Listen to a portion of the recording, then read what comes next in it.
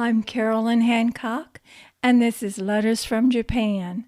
Spoiler alert, Bill lifts a Porsche. Wednesday, October 5, 1994. Earthquake and tidal wave. We must be getting blasé about the weather. Last week we slept through the typhoon. Last night we continued to watch a movie through what we knew was a big earthquake, and this morning went to bed with a tsunami, a tidal wave coming. To be fair, Yokohama was not the direct target of the typhoon or tsunami. It's just an illustration of how many and how different the natural disasters we've been close to in Mobile and California, and now in Japan, and the difference in attitude since hurricane-only days on the Gulf Coast. Last night we were watching a pretty good movie, the last 10 or 15 minutes.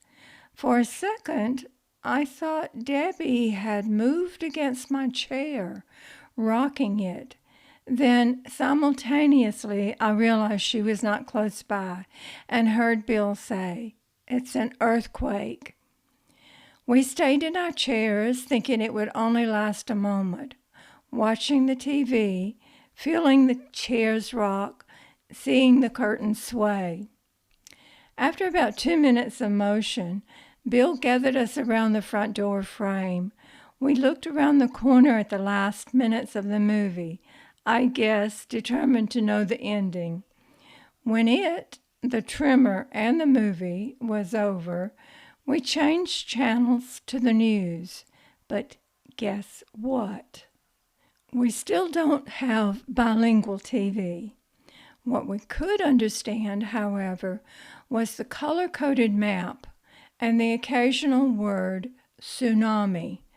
The map showed a bold red line on the coast of the northern island, Hokkaido, and a yellow line partway down our island, Honshu. But the yellow line continued to grow, eventually snaking its way down to Tokyo area, then including Yokohama and below us. Remember the fantastic radio system the apartment has? Bill found an emergency broadcast channel in English. It was a pitiful small amount of information, yeah, but now the map changed our yellow line to red in the Tokyo-Yokohama area. After about an hour, the radio gave us the location, size, and time of the earthquake, and the time the tidal wave was to hit the northern island. Unlike the U.S., there were no live TV pictures coming in from Hokkaido, but with what information we had, Yokohama seemed to be in no danger, and it was finally bedtime. This morning, I still don't know any more than I did last night. This past weekend was the start of the Asian Games, part of or similar to the Olympics in Hiroshima. The preschoolers across the street had their own version yesterday.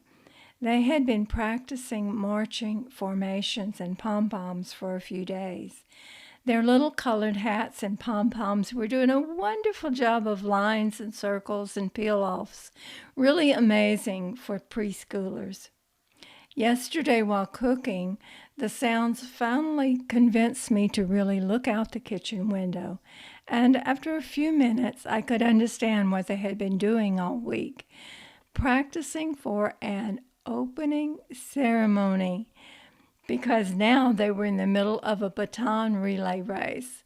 Most of the kids were sitting on the steps of the temple, cheering very loudly, others sitting on the ground inside the race area, apparently part of the team.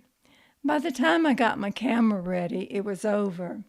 A really wonderful film opportunity missed. It's really a joy to watch those little kids getting to school. Every day the same. The teacher is outside by the entrance gate, smiling, happy, greeting every student with Japanese good morning, touching every hand as they go by. I really do love living here. It's never dull in our household. For the past few days, Friday, October 7, 1994, it has been department stores, tennis, symphony, and Mount Fuji.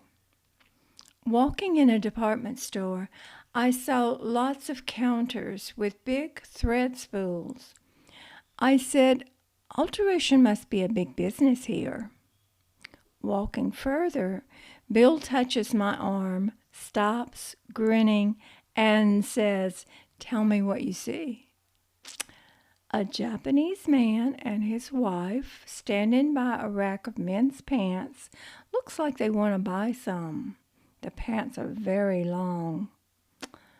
Bill says, "Like you said, alteration is a big business." The International Women's Club combined with the tennis club for round-robin fun. We paired with several partners playing one set with each. I started off real good, creating quite a conversation topic. By the fourth set, I was tiring, but Oksan, my partner, played steady and kept us in, finally winning the set. These girls apparently are in shape because we played 7 sets. Oksan coming out the top winner. I was one hurting girl by nighttime. Then to the symphony.